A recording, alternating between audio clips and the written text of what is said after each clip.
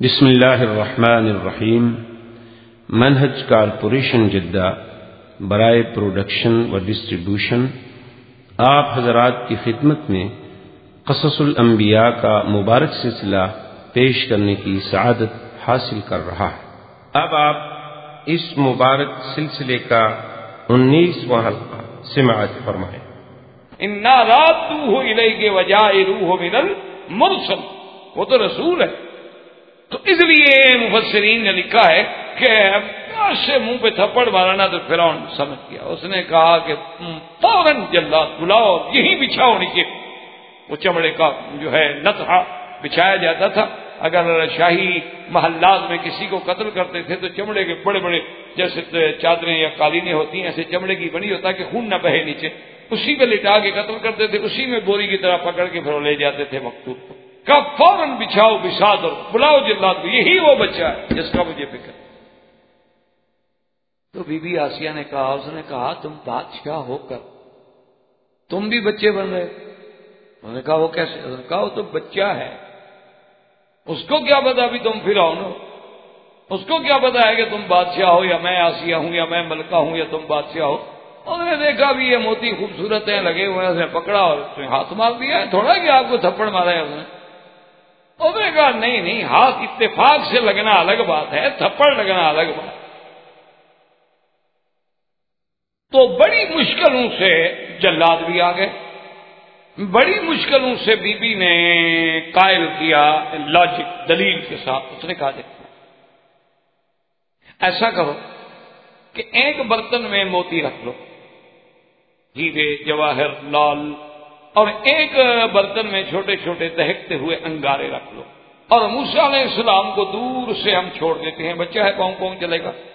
اگر تو وہ آ کے موتی اٹھاتا ہے تو پھر تو سیدھی بات ہے کہ وہ سمجھتا ہے اور اس نے سمجھ کر آپ کو تھپڑ مارا، اور اگر وہ انگارہ اٹھا لیتا ہے آگ کا تو صاف بات ہے کہ وہ نہیں سمجھتا، ورنہ کوئی آدمی اپنا ہاتھ آگ میں ڈالتا ہے۔ اب فرعون نے کہا یہ بات مان، یہ بات کہ ابھی یہ امتحان جو ہے نا جی، یہ تو واقعی صحیح ہوا، یہ تو بڑا اچھا ہے، 1 منٹ میں بات کھل جائے گی۔ تو انہوں نے فوراً، بادشاہ تھا کیا دیر لگتی تھی، ایک کمرہ اندھیرا کر دیا اور اس میں جناب موتی ووتی رکھ لیے اور انگارے بھی رکھ دیے، اور موسیٰ علیہ السلام کو تھوڑا دور چھوڑ دیا کہ پاؤں کے وہ تو کچھ زمین پہ گھسڑ کے چلتے تھے نا، جیسے 2 سال کا بچہ چلتا ہے، تو وہاں سے چلنے لگے۔ تو مفسرین لکھا ہے کہ موسیٰ علیہ السلام سیدھا موتیوں والے تھال کی طرف جا رہے تھے، تو اللہ نے حکم دیا جبریل کو کہ پکڑ کے میرے نبی کو ادھر پھیرو، یہ تو سیدھا جا رہا ہے موتی اٹھانے کے لیے، تو پھر ختم ہو جائے گا، ہم نے تو ابھی اس کو بچانا ہے، ہم نے تو اس کی حفاظت کرنی ہے۔ تو حضرت جبریل علیہ السلام نے آپ کا رخ فوراً بدل دیا، اب جبریل کو تو کوئی دیکھ نہیں سکتا تھا۔ تو اب جا کے جناب حضرت نے انگارے میں ہاتھ ڈالا اور فوراً اس کو کھانے کے لیے وہ زبان پہ لکنت آ گئی، جس کی وجہ سے آپ کی زبان مبارک میں ساری زندگی لکنت رہی، جس کی حضرت موسیٰ علیہ السلام نے پھر اللہ سے دعا بھی مانگی تھی کہ رب اشرح لی صدری واحلل عقدۃ من لسانی، اللہ میری زبان میں جو گرہ پڑ گئی ہے نا، اس کو بھی تو کھول دینا۔ تو وہ اس وجہ سے گرہ پڑی تھی کہ انگارہ پکڑ کے منہ میں ڈال دیا۔ تو اللہ تبارک و تعالیٰ نے یہ ذریعہ بنا دیا کہ فرعون نے کہا اچھا ٹھیک ہے بھی، پھر یہ واقعی ٹھیک ہے، جب انگارے سے ایک بچہ اپنی زبان میں آپ انگارہ ڈال کے جلا لے تو اس کو یہ کیا پتا ہو سکتا ہے کہ میں فرعون تھا، اس نے کوئی مجھے جان بوجھ کے نہیں مارا۔ تو موسیٰ علیہ السلام کو اس نے اللہ نے بچانا تھا، اور موسیٰ علیہ السلام جو تھے وہ بچ گئے۔ اب موسیٰ علیہ السلام جو ہے اللہ فرماتے ہیں کہ وَلَمَّا بَلَغَ أَشُدَّهُ وَاسْتَوَى، اب موسیٰ علیہ السلام جوان ہو گئے، 30 سال زندگی کے، پھر جب دودھ چھوٹ گیا پھر اپنی اماں کے گھر سے محل میں آ گئے۔ وہ تو وہاں تک اس وقت تک رہے جب مدت رضاعت، دودھ پینے کے دن تھے، اس کے فوراً بعد تو پھر موسیٰ علیہ السلام جو تھے فرعون کے محل میں آ گئے، لیکن اپنی والدہ کو جا کے ملاتے تھے، اور 30 سال فرعون کے محل میں رہے۔ اور یہ بھی کتابوں میں موجود ہے کہ یلبس من ملابسہ ویرکب من مراکبہ، فرعون کے جو شاہی لباس تھا نا اسی طرح موسیٰ علیہ السلام کا بنتا تھا، اور فرعون کی جو شاہی سواریاں تھیں وہی موسیٰ علیہ السلام استعمال کرتے تھے، اور دنیا تو یہی سمجھتی تھی نا کہ ان کے بیٹے ہیں، اور شہزادوں کی طرح رہنا۔ اصل وجہ کیا تھی؟ اللہ فرماتے ہیں کہ موسیٰ علیہ السلام ہم نے جو آپ کو اتنی بڑی قوم کا بادشاہ بنانا ہے تو پہلے شاہی محل میں بلا کے تربیت ہم نے شروع کر دی ہے نا کہ آپ سیکھ لیں پروٹوکول کیا ہوتا ہے، شاہی محلوں میں رہنا سہنا کیسے ہوتا ہے، فیصلے کیسے ہوتے ہیں، آرڈر کیسے دیے جاتے ہیں، قوموں کو کیسے کنٹرول کیا جاتا ہے، وزیر مشیروں کو کیسے سنبھالا جاتا ہے۔ اللہ فرماتے ہیں بلغ اشدہ، اب جب 30 سال کی عمر کو پہنچے، برابر جوان ہوئے، آتیناہ حکما و علما، ہم نے آپ کو حکم بھی عطا فرمایا اور علم بھی عطا، ہم نے یہ نعمتیں موسیٰ علیہ السلام کو عطا فرمائی۔ حکم کا معنی ہوتا ہے حکمت، دانائی کی بات، اور بعض علماء فرماتے ہیں قوت فیصلہ، اور بعض علماء فرماتے ہیں کہ اللہ دل میں ایسا نور ڈال دیتے ہیں کہ جب کوئی بات آئے نا تو فوراً وہ سمجھ جاتے ہیں کہ یہ حق ہے یہ غلط۔ اللہ تبارک و تعالی یعنی حق اور باطل کے درمیان میں تمییز کرنے کا ایک خصوصی نور عطا فرما دیتے ہیں۔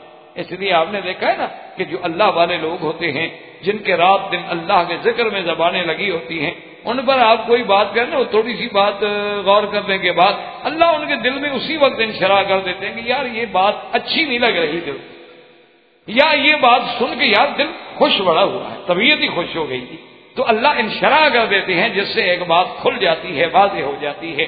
تو فرماتے واستوى آتیناہ حکما و علما، ہم نے آپ کو علم بھی دیا، حکم بھی دیا۔ اور یہ بھی مفسرین نے لکھا ہے کہ فرعون کے گھر میں آنے کی وجہ سے کچھ بنو اسرائیل کے ساتھ بھی کچھ نہ کچھ نرمی ہو گئی، کیونکہ آخر موسیٰ علیہ السلام کی دہشت تھی، جمال تھا، کمال تھا، اور ضرورت کے مطابق ان کی فیور بھی کر دیتے، ان کا تحفظ بھی کر دیتے تھے، اور ان کے کوئی ظلم ہو رہا ہوتا تو ان کو بچا دیتے تھے۔ اسی اثنا میں اللہ نے واقعہ ذکر فرمایا ہے کہ ایک دن موسیٰ علیہ السلام جنگل میں کھڑے تھے، دیکھا کہ ایک اسرائیلی کو قبطی مار رہا، قبطی قوم فرعون کا بھی، اسرائیلی جو ہیں وہ بنو اسرائیل کے، موسیٰ علیہ السلام کی قوم کا نہیں۔ اسرائیلی بڑا کمزور تھا اور قبطی بڑا طاقتور تھا، اور وہ ظلم کر رہا ہے، مار رہا ہے، تو اسرائیلی رو رہا ہے، چیخ رہا ہے، تو موسیٰ علیہ السلام آگے بڑھے، دیکھا اس کو، روکا اور نہیں رکا، فَوَقَذَهُ مُوسَىٰ فَقَضَىٰ عَلَيْهِ، موسیٰ علیہ السلام نے وقت مانا ایسے ہاتھوں کو جمع کر کے گھونسا جسے آپ کہتے ہیں، تو موسیٰ علیہ السلام نے ایک گھونسا مارا، اور بعض علماء یہ کہتے ہیں کہ اتفاق سے وہ گھونسا ایسی جگہ پہ لگا کہ وہ مر گیا، اور بعض یہ کہتے ہیں کہ ایسی جگہ لگے نہ لگے، نبی کا گھونسا تھا اور کافر کو لگ رہا تھا تو کافر نے تو مرنا ہی تھا۔ فَفَقَدَهُ مُوسَىٰ فَقَضَىٰ عَلَيْهِ، آپ نے جو مارا جو وہ گر گیا تو مر گیا۔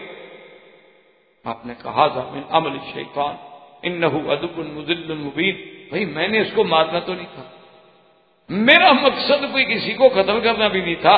نعوذ باللہ، معلوم ہوتا ہے کہ شیطان کے ہمارے دل میں غصہ ڈال دیا، غضب آ گیا تو ہم نے حملہ کر دیا۔ اور بعض علماء کہتے ہیں کہ نہیں، ھذا من عمل الشیطان، بعض علماء فرماتے ہیں کہ موسیٰ علیہ السلام نے یہ نہیں کہا کہ ھذا، یہ میرا مار دینا، اس کو قتل کرنا شیطانی عمل ہے، کیونکہ اللہ کے نبی تو شیطانی عمل سے پاک ہوتے ہیں۔ انہوں نے فرمایا ھذا، یعنی اس بندے کا مر جانا جو ہے اس کی وجہ جو ہے عمل شیطان ہے، کہ چرسی بھنگی تھا، سانس بھی نہیں تھا کہ ایک مکہ برداشت کر جاتا، یہ بدبخت شیطانی عمل میں جو مبتلا تھا اس کمزوری سے مر گیا، ورنہ کوئی تھپڑ سے مرتا ہے۔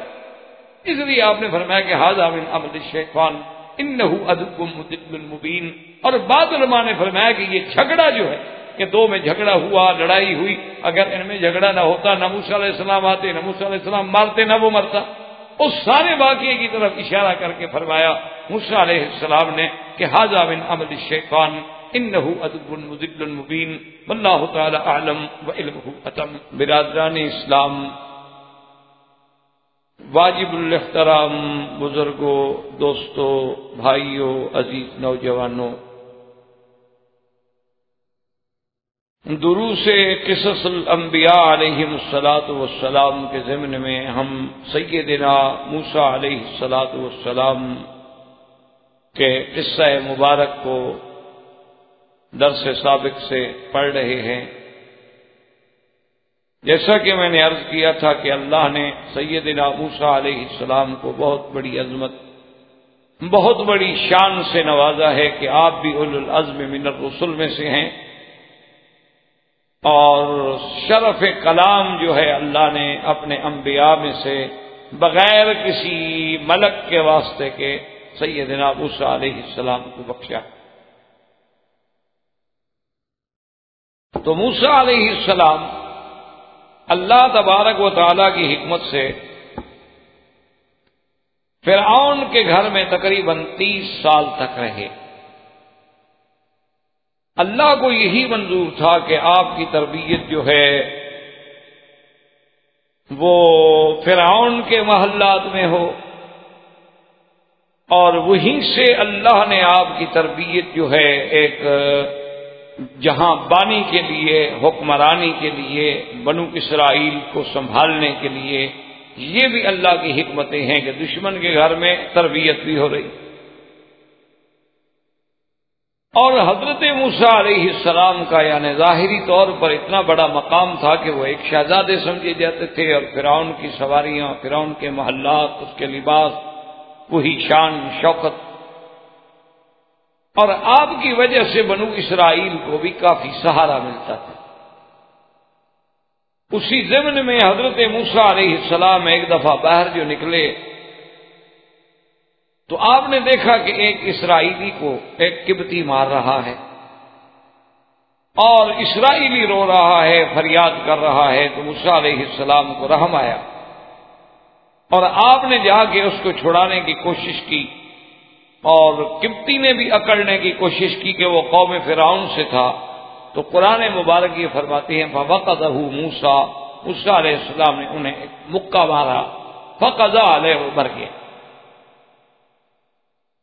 اب بعض مفسرین کرام رحمہ اللہ تعالی علیہم اجمعین نے تو یہ لکھا ہے کہ اتفاق سے یعنی وہ مکہ جو تھا بندے کے ایسے مقام پہ لگا کہ جہاں موت واقع ہو، کہ انسان کے بعد اعضاء بڑے نازک ہوتے۔ اور بعض علماء نے یہ بھی لکھا ہے کہ دراصل وہ قبطی جو ہے چونکہ وہ بھی غلط زندگی گزارنے والا آدمی تھا، منشیات کا مارا ہوا اور انتہائی کمزور، لیکن اسے اکڑ تھی کہ میں قوم فرعون سے تعلق رکھتا ہوں، تو وہ ویسے ہی تاب نہ لا سکا ایک موقع کی، ورنہ حضرت موسیٰ علیہ السلام قتل نہیں چاہتے، نہ موسیٰ علیہ السلام کا کوئی ارادہ تھا، اور نہ یہاں کوئی قتل عمد ہے۔ قتل عمد کے لیے ارادہ، پھر اس کے لیے تیاری، پھر اس کے لیے آلات قتل، یہ ساری چیزیں ضروری ہوتی ہیں۔ وہ تو اتفاق سے نکلے، ایک فریاد سنی، مدد کے لیے گئے، تھپڑ مارا، مر گئے۔ لیکن اس کے مرنے کے بعد بہرحال موسیٰ علیہ السلام سے باعتبار ظاہر کے تو ایک بندہ مر گیا، تو اسی عالم میں آپ کچھ خائف رہے، اور فرعون کے محل میں بھی نہ گئے، اور کسی نے نوٹس بھی نہ لیا، ایک آدھے دن میں کیا پتہ چلا۔ اب دوسرے دن اتفاق سے موسیٰ علیہ السلام جو نکلے تو کیا دیکھتے ہیں کہ وہی اسرائیلی ہے، اور اس کو پھر ایک اور قبطی مار رہا۔ پھر وہ چیخا موسیٰ علیہ السلام کو دیکھ کر کہ جی میری مدد کرو۔ تو موسیٰ علیہ السلام نے پہلے تو اس کو بھی ڈانٹا، فرمایا انک الغوی المبین، تم معلوم ہوتا ہے تم خود گمراہ ہو، تمہاری بھی کوئی عادت ہے ہر وقت لڑنے کی لوگوں، ورنہ آخر سارے تم سے کیوں لڑتے ہیں بھائی؟ تو انسان کی اپنی بھی تو کوئی خطا ہوتی ہے نا۔ اور ارادہ کیا موسیٰ علیہ السلام نے کہ اس کو بھی چھڑاؤں۔ تو یہاں بھی مفسرین کرام کے دو قول ہیں۔ بعض قول تو یہ ہے کہ جب اس نے موسیٰ علیہ السلام کو آتا ہوا دیکھا، اور پہلے بھی دیکھ چکا تھا کہ موسیٰ علیہ السلام کے تھپڑ سے ایک آدمی مر گیا ہے، اور مجھے بھی ڈانٹ رہے ہیں، اسے سمجھا شاید مجھے بھی مارتے ہیں، تو وہ چیخ پڑا، کہنے لگا اچھا آپ نے کل ایک بندہ مار دیا، آج ایک اور مارنا چاہتے ہیں۔ اور بعض علماء کرام فرماتے ہیں کہ یہ اس نے نہیں کہا اسرائیلی نے، بلکہ اس قبطی نے جب اس نے فریاد کی نا، ان کو بلایا کہ جی میری مدد کریں، مجھے تو کل کی طرح پھر ایک بندہ مار رہا ہے، تو اس نے اس کلام سے اندازہ لگایا کہ بھی کل بھی موسیٰ علیہ السلام نے اس کی مدد کی ہے، اور یہ انہی کے زور پہ لڑتا ہے۔ تو اس نے یہ کلمات کہے کہ اچھا آپ چاہتے ہیں کہ کل بھی ایک آدمی مار دیا، اور ایک آدمی آپ اور بھی مارنا چاہتے ہیں۔ تو بہرحال موسیٰ علیہ السلام نے چھڑا دیا اس کو، اتنا نہیں مارا کہ وہ مر جائے دوسرا آدمی۔ لیکن یہ بات چلتے چلتے فرعون کے محل میں پہنچ گئی کہ بھی موسیٰ علیہ السلام نے ایک قبطی نوجوان کو مار دیا، اور یہ تو پھر آپ کو پتا ہے کہ زور والے لوگ جو ہوتے ہیں، طاقت والے لوگ جو ہوتے ہیں، اقتدار والے لوگ جو ہوتے ہیں، ان کا تو کوئی عام آدمی بھی مر جائے تو پھر تہلکہ بچ جاتا ہے، غریب تو چاہے سارے مر جائیں، ان کو تو کوئی پوچھنے والا بھی نہیں ہوتا۔ یہ بے عین ہی قرآن کے واقعات کو ذرا آپ اس کو غور سے پڑھیں نا جی، آپ کے سامنے منظر ہے کہ آج اگر کسی بڑی طاقت کا، کسی جدید قوت و طاقت کے ملک میں کتا بھی مر جائے تو اس کا انتقام لیا جاتا ہے، ان کے 4 آدمی بھی مر جائیں تو ملکوں کو تباہ کر دیا جاتا ہے، لیکن مسلمان کے خون سے ہولی بھی کھیلی جائے تو کسی کو رحم بھی نہیں آتا۔ بالکل یعنی نہیں، اللہ نے ایسے نہیں واقعات بیان کیے۔ اب موسیٰ علیہ السلام کو اتفاق ایسا ہوا کہ جب دربار فرعون میں مشورہ ہوا کہ بھئی یہ عجیب بات ہے کہ موسیٰ علیہ السلام اب ہم نے پالا، ہم نے اپنے گھروں میں رکھا، اب وہ اتنا جری ہو گئے کہ ہماری قوم کے بندے کو بھی مار ڈالیں۔ تو فرعون نے حکم جاری کیا کہ فوراً پکڑا جائے موسیٰ علیہ السلام کو اور ہم قتل کا حساب۔ تو اس دربار میں، اس کابینہ میں ایک آدھا آدمی ایسا بھی موجود تھا جس کو سیدنا موسیٰ علیہ السلام کے ساتھ ہمدردی تھی اور دلی ہمدردی۔ تو اللہ تبارک و تعالی اپنے بندوں کی امداد کے لیے ہر ماحول میں کوئی نہ کوئی سبب تو پھر پیدا فرما دیتے ہیں۔ تو اس نے موسیٰ علیہ السلام کو تلاش کیا اور اسی کے بارے میں قرآن پاک یہ کہتا ہے کہ انہوں نے آ کے کہا، قال یا موسیٰ ان الملأ یأتمرون بک لیقتلوک فاخرج انی لک من الناصحین۔ وہاں کے ملا موسیٰ نے کہا کہ وہ کیبنٹ میں ملا کہتے ہیں سردار، بڑے لوگ، محاورات عرب میں کہتے ہیں ملا الذی یملؤون اعین الناس من رعبہم، کہ لوگوں کی آنکھیں ان کو دیکھنے سے بھر جاتی ہیں کہ وہ بڑا آدمی آ گیا۔ اور بعض علماء نے فرمایا کہ ان کو ملا اس لیے کہتے ہیں کہ مجالس کو وہ بھرے ہوئے ہوتے ہیں، ایک آدمی کے لیے بھی ایک پوری مجلس چاہیے، ایک پورا بیٹھنے کے لیے سسٹم، نظام چاہیے، اس لیے ان کو ملا مراد ہوتا ہے سردار۔ ان کے بڑے جو تھے، جو ان کی فرعون کی کابینہ کے اہم لوگ تھے، ان میں سے ایک نے آ کے کہا کہ موسیٰ علیہ السلام ان الملأ یأتمرون بک لیقتلوک فاخرج، وہاں بحث ہو رہی ہے اور مشورے ہو رہے ہیں تمہارے قتل کرنے کے، میں تمہیں یہی ہدایت کرتا ہوں، میں تمہارا خیر خواہ ہوں کہ تم اس ملک کو چھوڑ کے نکل، کہ اگر تم حدود مصر سے چلے گئے پھر فرعون تمہارا کچھ نہیں بگاڑ سکتا، اور اگر تم یہاں رہو گے تو لازمی بات ہے آج نہیں کل کب تک چھپو گے۔ اس نے جب نصیحت کر دی تو حضرت موسیٰ علیہ السلام فخرج منہا خائفا یترقب، اب موسیٰ علیہ السلام نکلے مصر سے اور دل میں خوف ہے، ڈر ہے، کیا ہوگا، کیسے ہوگا، ادھر دیکھتے ہیں ادھر دیکھتے ہیں، پھر چل پڑتے ہیں اور پھر یہ بھی پتہ نہیں کہ کہاں جاؤں، یعنی کوئی منزل بھی نہیں، کہ ابھی تو بچپن تھا اور فرعون کے گھر میں آ گئے اور شاہی انداز میں زندگی گزاری، اب پہلی دفعہ ایک قتل کا الزام لگ گیا اور اس کے علاوہ کوئی جگہ جانتے نہیں، تو آپ جائیں تو کہاں جائیں؟ اس کے بعد انہوں نے اللہ سے دعا کی کہ یا اللہ سب سے پہلے رب نجنی من القوم الظالمین، کیونکہ موسیٰ علیہ السلام جانتے تھے کہ فرعون کا کیا عقیدہ ہے، فرعون کا کیا عمل ہے، کہ وہ فرعون ذی الاوتاد، وہ تو اپنے ظلم میں مشہور تھا، اللہ نے اس کو قرآن میں کہا ہے کہ وہ میخوں والا فرعون، تو علماء نے لکھا ہے کہ اس ظالم کی یہ عادت تھی کہ اپنے مخالفین کو، جیسے ہم تو اردو کے محاورے میں پڑھتے ہیں نا کہ دیواروں میں چنوا دیا گیا، وہ حقیقتاً اس پہ عمل کرتا تھا کہ دیواروں میں کساد کھڑا کر کے ہاتھوں میں میخیں لگوا دیتا۔ تو موسیٰ علیہ السلام جانتے تھے کہ یہ تو بہت بڑا ظالم ہے، اس لیے انہوں نے دعا کی کہ یا اللہ مجھے ان ظالموں سے پناہ عطا فرما اور میرا تو کوئی راستہ ہی۔ اب اتنا ہے کہ موسیٰ علیہ السلام خود بخود جس راستے پہ چڑھے تو اللہ کی قدرت ہے، اللہ نے ان کو اسی راستے پہ ڈالا جو مدین کی طرف جاتا ہے۔ اب مدین جو ہے یہ وہی مقام ہے جس کا نام قرآن نے اصحاب الایکا بھی کہا ہے، جہاں ایکا کی قوم رہتی تھی، جو قوم ہے حضرت سیدنا شعیب علیہ السلام جن کی طرف نبی بنا کے بھیجے گئے، جس کو قرآن نے دوسری جگہ ذکر کیا، وَإِلَىٰ مَدْيَنَ أَخَاهُمْ شُعَيْبًا۔ تو اور یہ بھی اتفاق کی بات دیکھیں کہ مدین جو ہیں یہ بھی اولاد ابراہیم علیہ السلام سے ہیں، اور موسیٰ علیہ السلام کو اگر دیکھا جائے تو موسیٰ علیہ السلام کس کی اولاد میں سے؟ ابراہیم علیہ السلام کی اولاد میں سے، یعقوب علیہ السلام کے پوتے کی اولاد، اور یعقوب علیہ السلام حضرت اسحاق کے بیٹے ہیں، اور حضرت اسحاق حضرت ابراہیم علیہ السلام کے بیٹے۔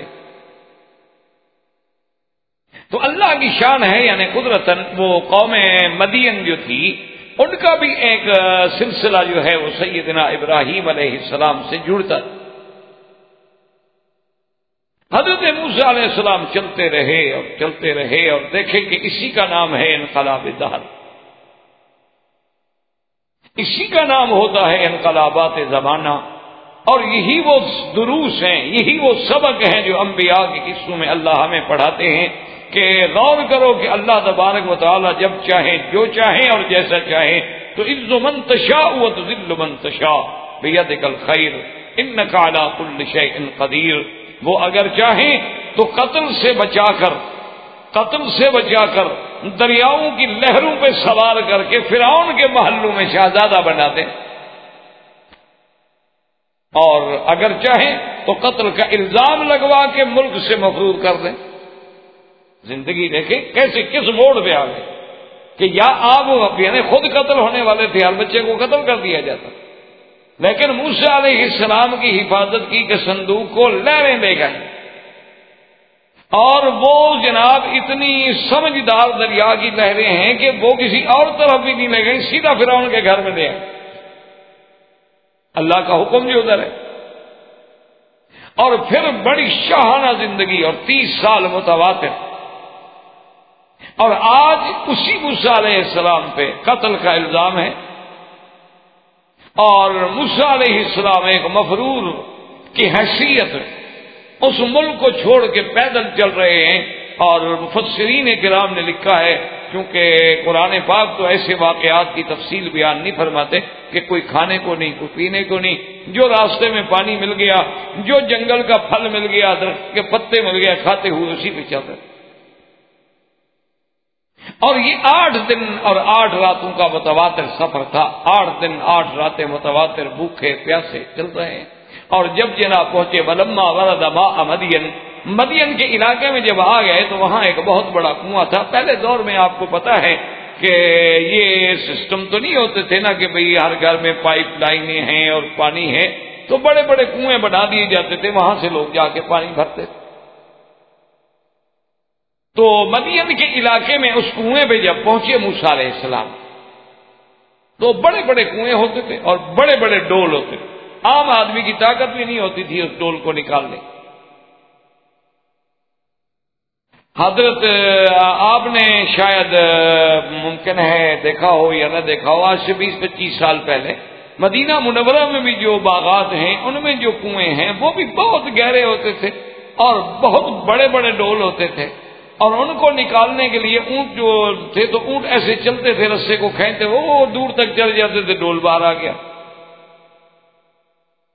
تو حضرت موسیٰ علیہ السلام نے آگے دیکھا کہ بھی اس پہ بڑا لوگ ہیں، بڑا رش ہے، اور سب اپنے اپنے بکریوں کو، اپنے اپنے جانوروں کو پانی پلا رہے ہیں، لیکن ایک کونے میں 2 لڑکیاں کھڑی ہیں اور وہ اپنی بکریوں کو بڑی زبردستی روک رہی ہیں، ہانک رہی ہیں اور پانی کی طرف نہیں جانے دیتی، اور بکریاں دوڑتی ہیں پانی پینے کے لیے پیاسی۔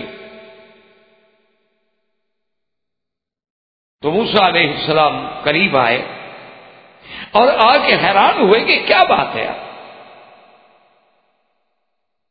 کہ بھئی میں تو فرعون کے ظلم و تشدد پہ دیکھ کے آ رہا ہوں، وہاں سے نکلا، اب یہاں بھی تو یہ ہے کہ زور آور جو ہے وہ تو سب کچھ کر رہے ہیں، جو کمزور ہے وہ ایک طرف کھڑی ہے۔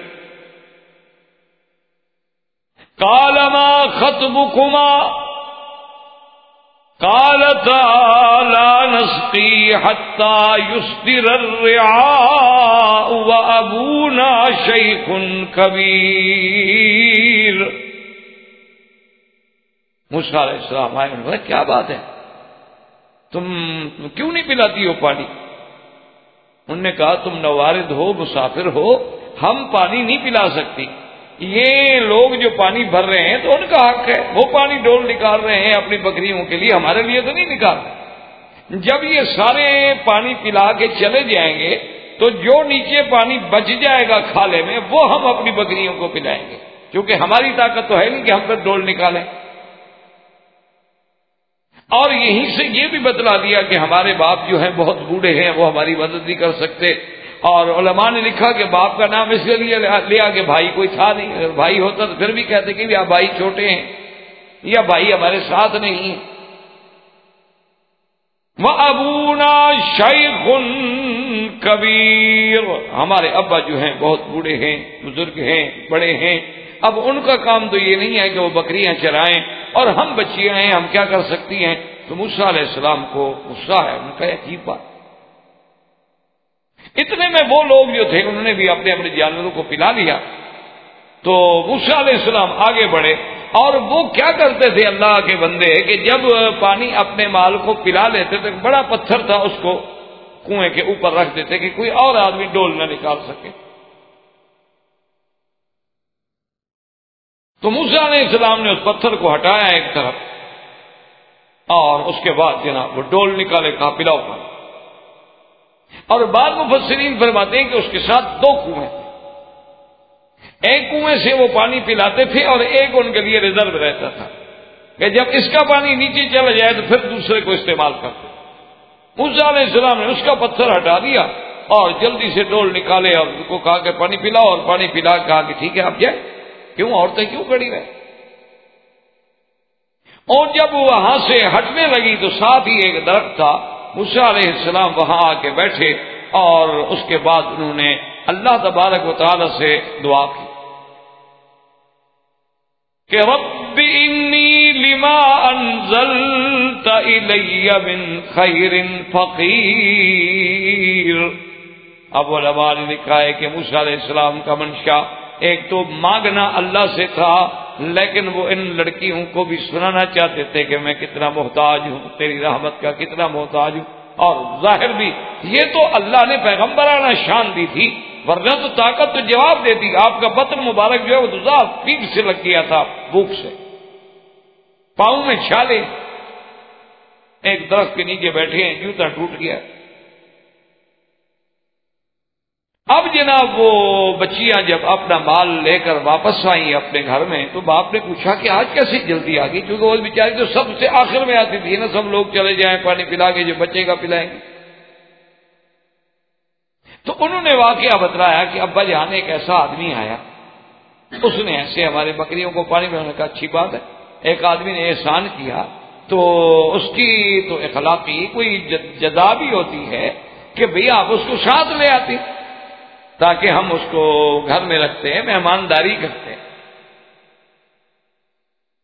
تو آپ نے حکم دیا کہ ایک بچی کو کہ تم جاؤ، تم نے راستہ بھی دیکھا ہوا ہے، بندے کو پہچانتی ہے، اس کو بلا کے لیا.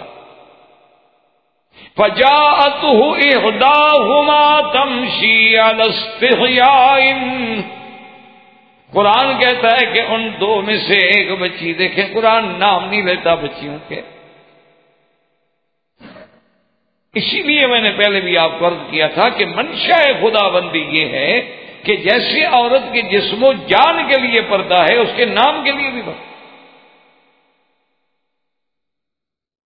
کہ اس کا نام بھی ایسے نہیں ہر محفل میں اور ہر زبان پہ، حتیٰ کہ حکم ہے کہ گھر میں بھی اس کو پکاریں تو نام کے ساتھ نہیں پکاریں، کنیت کے ساتھ پکاریں، فلاں کی ماں، فلاں کی بیٹی، فلاں کی بہن. اسی لیے دیکھیں کہ پہلی قوموں میں کتنا ادب تھا کہ حضرت عیسیٰ علیہ السلام کی والدہ، حالانکہ اللہ نے نام لیا ہے بی بی مریم کا، اس لیے کہ عیسیٰ علیہ السلام کا باپ کوئی نہیں، لیکن ان کی قوم جب آتی ہے تو قوم آگے نام نہیں لیتی کہ یا مریم، کہتی یا اخت ہارون، ما کان ابوک امرأ سوء وما کانت امک بغیہ. اے اخت ہارون، تم نے یہ کیا کیا ہے کہ بغیر نکاح کے بچہ؟ نہ تو تمہارا باپ برا، نہ تمہاری ماں غلط، تم تو حسبی نسبی شریف لڑکی ہو، یہ تم نے کیا کیا؟ تو وہ بھی یا اخت ہارون کہہ کے خطاب کر. اسی لیے علماء کہتے ہیں کہ اللہ تبارک و تعالی نے عورت کو اتنی عظمت دی ہے، اتنی عزت دی ہے، اتنی شان دی ہے کہ وہ اتنی قیمتی چیز ہے کہ اس کو پردے میں چھپا کے عزت کے ساتھ رکھا جائے، اور حتیٰ کہ اس کا نام جو ہے نہ لیا جائے، کیونکہ آپ جانتے ہیں کہ اگر نام بھی معلوم ہو جائے تو اس نام سے بھی بعض غلط لوگ جو ہے اسکینڈل کھڑے کر لیتے.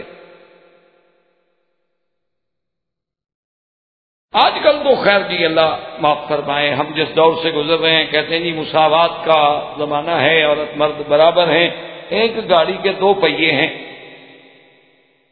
وہ جی گاڑی تو چل ہی نہیں سکتی جب تک دو پہیے نہ ہوں. پتہ نہیں یہ کیسے لوگ مثالیں بنا لیتے ہیں. یہاں تو ہم نے گاڑیاں دیکھی ہیں جن کے 16 پہیے ہیں، پھر کیا کریں گے آپ؟ پھر اجازت دیں گے آپ کے گھر میں 16 عورتیں رکھی جائیں؟ کبھی گاڑی بڑی ہوتی ہے، کبھی گاڑی چھوٹی ہوتی ہے. اور دوسری بات یہ ہوتی ہے کہ اگر ہم ان کا فلسفہ دو پہیے والا مان بھی لیں تو دو پہیے کبھی گاڑی کے ایک طرف لگا دو تو گاڑی نہیں چل سکتی. پہیا اپنے اپنی طرف ہوگا، اپنے اپنے مقام پہ ہوگا. جب تک وہ اپنے مقام پہ نہ ہو گاڑی کامیاب نہیں ہو سکتی. آپ تجربہ کر کے دیکھ لیں، دونوں گاڑیوں کو اس طرف کے ویل نکال کے ایک ہی طرف فٹ کر دیں، پھر دیکھیں کیا ہوتا ہے. تو اگر دونوں پہیوں کو آپ ایک جگہ کھڑا کریں گے تو نظام تو تباہ ہو جائے گا. اس کو اپنے اپنے مقام پہ رکھو. تو خیر بہرحال اب دیکھیں قرآن نے کتنی بڑی بات کی کہ فَجَاءَتْهُ إِحْدَاهُمَا، ان دو میں سے ایک، نام نہیں، حالانکہ اللہ تو جانتے ہیں نا کہ کیا نام ہے. اور ساتھ وضاحت کی کہ تمشی علی استحیاء، کہ وہ حیا کے ساتھ، عظمت کے ساتھ، حشمت کے ساتھ، وقار کے ساتھ چلتی ہوئی آئی. یہ نہیں کہ ناچتی ہوئی آ رہی ہو، یہ نہیں کہ رقص کرتی ہوئی آ رہی ہو، یہ نہیں کہ جناب دوپٹہ گلے میں پڑا ہے، کبھی کندھے پہ پڑا ہے، کبھی ہاتھوں میں جھول رہا ہے اور بال کھلے ہوئے ہیں اور لڑکیاں بھاگ رہی ہیں. نہیں، وہ تو شعیب کی بیٹیاں ہیں. اللہ نے بتلایا کہ عورت کی چال میں بھی حیا ہوتا ہے. اللہ کے قرآن میں سبق ملتا ہے کہ عورت کی چال بتلا دیتی ہے. اسی لیے جو فاسق فاجر لوگ ہیں نا جی، لاکھ عورت پردے میں ہو، وہ چلتے ہوئے پہچان لیتے ہیں کہ یہ ہمارا شکار بن سکتی، اس کی چال بتلا دیتے ہیں. اور اسی طرح حکیم جو ہیں، اطباء جو ہیں، عورت جب چل رہی ہو تو بتلا دیتے ہیں کہ یہ حاملہ ہے یا غیر حاملہ ہے. آپ تو ٹیسٹ کرتے ہیں نا، وہ بغیر ٹیسٹ. اور کس پاؤں پہ زیادہ زور دے رہی ہے، دائیں پہ یا بائیں پہ، لڑکا ہوگا یا لڑکی ہو. یہ علم ہے، کتابوں میں لکھا ہوا ہے، بھرا ہوا ہے. اور اسی طرح علماء نے جو یعنی اصناف نساء پہ بڑی بڑی کتابیں لکھی گئی ہیں، انہوں نے لکھا ہے کہ دراصل عورت کا چلنا جو ہے وہ ظاہر کرتا ہے کہ اس کا کردار کیا ہے. یہ کس طرح سے چلتے چلتے دائیں بائیں جھانک رہی ہے، چلتے بائیں چلتے پھرتے جناب کبھی سینے پہ ہاتھ ہے، کبھی بالوں پہ ہاتھ ہے، کبھی سر پہ ہاتھ ہے، تو سمجھ لو کہ ٹھیک نہیں ہے لڑکی. کیا دکھانا چاہتی ہے آخر کسی کو وہ سینے پہ ہاتھ ڈال کے؟ اس کو کیا پڑی ہے کہ ہر 2 منٹ کے بعد ہاتھ ماتھے پہ جا رہا ہے اور ہر لٹیں سنواری جا رہی ہیں اور کبھی لٹیں گرائی جا رہی ہیں؟ کیا مطلب ہے اس کا؟ یہ تو فحشا لوگوں کا کردار ہوتا. شرفاء کا یہ کردار نہیں ہوتا. تمشی علی استحیاء، حیا کے ساتھ. ورنہ قرآن کہہ دیتا کہ جات احداہما، ایک آ گئی بس. نا آخر قرآن پاک کا تو مفہوم اتنے میں بھی ادا ہوتا ہے نا، وجاءتہ احداہما، ان دو میں سے ایک لڑکی آ گئی، لیکن اتنی لمبی بات کہ تمشی علی استحیاء، کہ آئی کیسے آئی؟ حیا کے ساتھ چلتے ہوئے۔ یہ بڑھانے کی کیا ضرورت تھی اللہ کو؟ اسی میں ہمیں سبق دیا گیا۔ اس لیے آپ دیکھیں کہ شریف عورت کی تو نظر اٹھتی نہیں، اس کی نظر ہمیشہ قدم پہ ہوتی ہے، نظر بر قدم، اور خلوت در انجمن، یہ اللہ والوں کی پہچان ہوتی ہے کہ چلیں گے تو قدم پہ نظر ہوگی، اور 20 آدمیوں میں بیٹھے ہوں گے تو محسوس ایسی ہوگا کہ وہ اکیلے بیٹھے ہیں، ان کا اپنا دل اللہ کے ساتھ جڑا ہوا ہے، وہ معلوم ہی نہیں ہوگا کہ کسی کے معاملے میں دخل دے رہے ہیں، بیٹھنا پڑ گیا ہے تو بیٹھے ہیں بس۔ اور آنے کے فوراً بعد اس نے کہا کہ قالت ان ابی یدعوک لیجزیک اجر ما سقیت لنا، اس نے کہا کہ اے مسافر نوارد، وہ تو نہیں جانتی کہ موسیٰ علیہ السلام، ان ابی یدعوک، ہمارے ابا نے آپ کو بلایا ہے۔ اس لیے علماء کہتے ہیں کہ شریف عورت کا کام یہ ہوتا ہے کہ بات واضح کر کے کھلی بات کرے، یہ نہیں کہ گول مول بات کرے، ہو جی آپ ہمارے گھر میں نہیں آتے، اور جی کبھی آپ آئیں تو صحیح نا، وہ کمال ہے آپ کو کبھی ٹائم ہی نہیں ملتا، وہ بھائی کیوں آئے ہیں آپ، کیوں بلا رہے ہیں آپ، کہیں کیا وجہ ہے، کھول کے بات کریں۔ اس لیے باحیا عورت کبھی کنائے سے اور خفیہ باتیں نہیں کرتی، گول مول باتیں نہیں کرتی کہ جس کی طرف ہر آدمی کی نظر چلی جائے، کہ ہر بندہ اپنی نیت کے مطابق اس کے کلام کو پھر تعویل کرتا ہے۔ کھلی بات کی کہ ان ابی یدعوک، میرے باپ نے تمہیں بلایا، میں نے نہیں بلایا تمہیں، میں نے اگر بلانا ہوتا تو اس وقت کہہ دیتی چلو، لیکن شریف لڑکی باپ کی اجازت کے بغیر کیسے کسی اجنبی کو لے کے گھر چلی جائے؟ سوال ہی پیدا نہیں ہوتا۔ اب اگر باپ نے بھیجا ہے تو کھلی بات، ان ابی یدعوک لیج، اور ساتھ وضاحت کر لی یجزیک اجر ما سقیت لنا، تاکہ موسیٰ علیہ السلام پہلے معلوم ہو رہا ہے کہ گھبرائے ہوئے ہیں، پھر بھی نہ ڈر جائیں کہ پتہ نہیں اب ان کے باپ نے کیوں بلا دیا، تو یہ بھی بتلا دیا کہ وہ آپ کو بدلہ دینا چاہتے ہیں جو آپ نے ہم پر احسان کیا، جو آپ نے ہم پر مہربانی کی ہے، ہمارے جانوروں کو پانی پلایا ہے، ہمارا ابا آپ کو بدلہ دینا چاہتے ہیں، کھلی بات۔ اسی لیے اللہ نے قرآن پاک میں دوسری جگہ پر آپ نے پڑھا ہوگا یا سنا ہوگا کہ اللہ قرآن میں کہتے ہیں فَلَا تَخْضَعْنَ بِالْقَوْلِ، کہ عورت کو چاہیے کہ کبھی نرم لہجے سے بات نہ کرے کسی اجنبی سے، کیونکہ اگر نرم لہجے سے بات کی تو دوسرے کے دل میں اگر کوئی کھوٹ ہے یا منافقت ہے یا گندگی ہے تو وہ اس نرمی کا فائدہ اٹھائے گا۔ اس لیے حکم ہے کہ عورت فوراً دو لفظی بات کرے، ضرورت کی بات کرے اور اس کے ضرورت کے مطابق جواب دے، اور جواب کے لہجے میں ایسا انداز ہو کہ دوسرا یہ توقع بھی نہ کر سکے، بلکہ اسے محسوس ہو کہ بھائی یہ بڑی درست مزاج عورت ہے، اس سے تو آئندہ بات بھی نہیں کرنی، ایسے وقت فون بھی نہیں کریں گے جب تک کہ صاحب خانہ گھر میں نہ ہو، خواہ اس کی باتیں سننی پڑیں گی۔ اور اگر جناب وہ بڑا آرام سے اور بڑا ترنم سے اور موسیقی کے سروں سے گنگنا رہی ہے تو آدمی کہتے ہیں چلو یار اس ٹائم میں گھر میں کوئی نہیں ہوتا، کل پھر اس کی آواز سنیں گے، آواز میں تو بڑی رس ہے، دیکھتے ہیں پتہ نہیں اس میں بھی ہے کہ نہیں۔ یہ فتنے اسی طرح چلتے، ورنہ اللہ نہ کہتے فلا تخضعن بالقول فیطمع الذی فی قلبہ مرض، کہ اگر تم نے نرم بات کی تو جس کے دل میں کھوٹ ہے اس کے دل میں تمنا پیدا ہو جائے گا تم سے ملنے کا۔ اسی لیے اب دیکھیں کہ اس نے کھل کے بات، ان ابی یدعوک لیجزیک اجر ما سقیت لنا، مسلسل نے کہا چلو۔ اب یہ بات یہاں تو قرآن پاک نے ذکر نہیں کی ہے، لیکن فہواء کلام سے سمجھ آتی ہے کہ موسیٰ علیہ السلام نے جب وہ چلنے لگے تو فرمایا کہ ایسا ہے کہ بیٹی تو ایسا کرو کہ تم میرے پیچھے چلو، میں آگے چلوں۔ اور جہاں جہاں راستہ ہو مجھے بتا دو، یمین یہ سار، دائیں بائیں، آگے بستی آ جائے گی تو بات سمجھ آ جائے گی۔ تو اس میں علماء نے لکھا ہے کہ حکمت یہ تھی کہ موسیٰ علیہ السلام یہ نہیں چاہتے تھے کہ عورت میرے آگے ہو، ہوا چلتی ہے اس کا بال ظاہر ہو جائیں، کوئی دوپٹہ گر جائے، کوئی ایسے سفر ہے، عورت چل رہی ہے، چلنے میں تو ہزار بات ہو سکتی ہے۔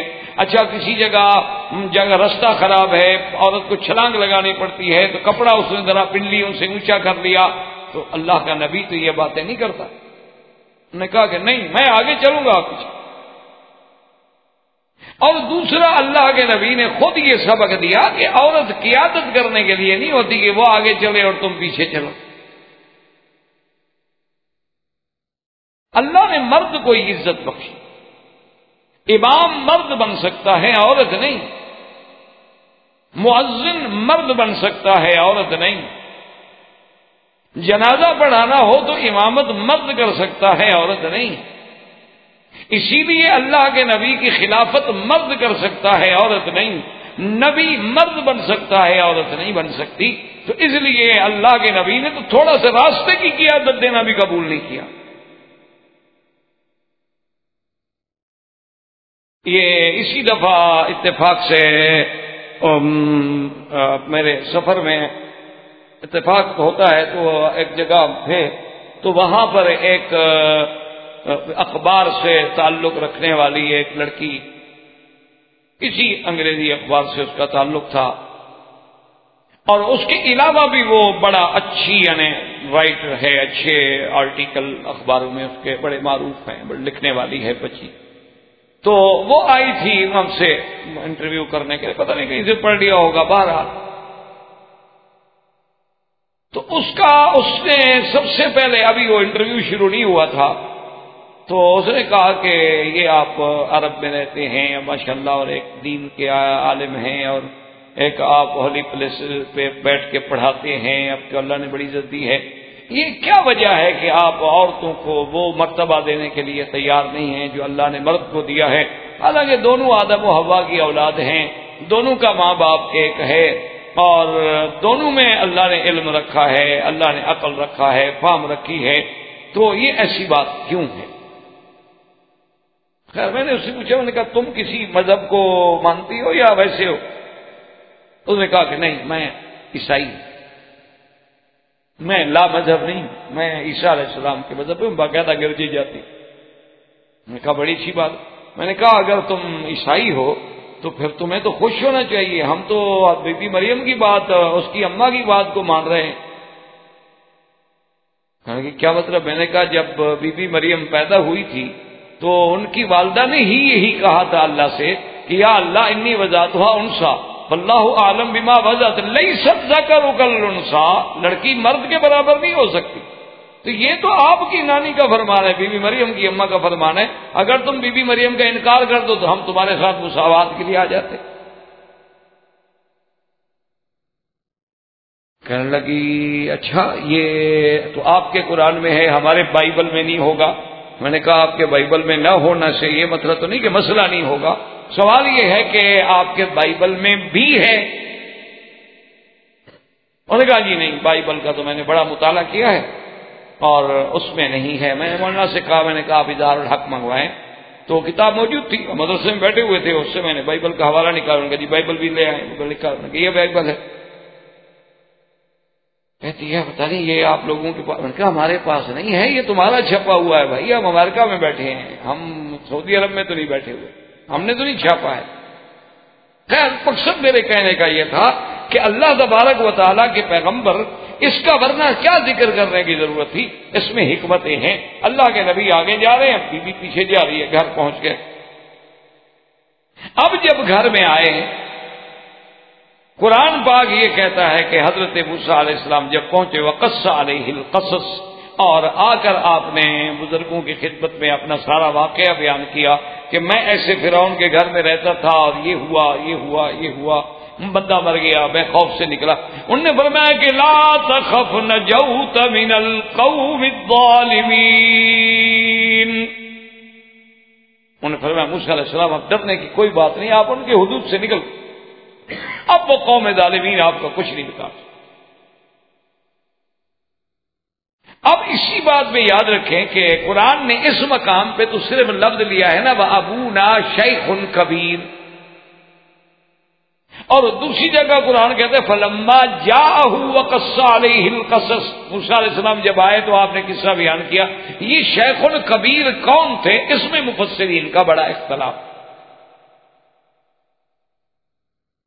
بعض مفسرین کرام نے انکار کیا ہے، وہ کہتے ہیں کہ بھئی یہ شعیب جو ہیں وہ شعیب نبی مراد نہیں، اگر شعیب نبی مراد ہوتے تو اللہ ان کا نام لے دیتے۔